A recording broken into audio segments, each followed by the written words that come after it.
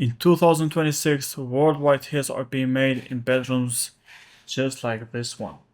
But there's a catch. The tools are cheaper, but the secrets are getting harder to find. If your mixes sound small, muddy, immature, it's not your gear, it's just your process. Hey, I'm Florin Beqiraj, I'm from Republic of Kosovo and I'm 24 years old.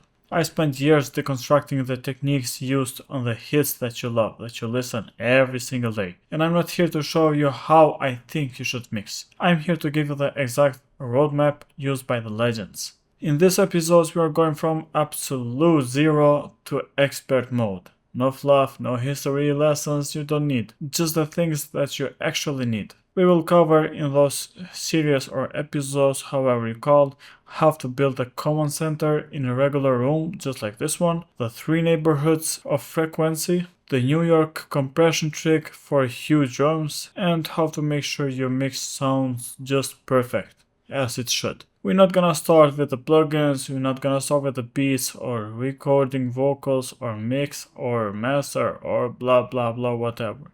We're gonna start with the foundation, your ears.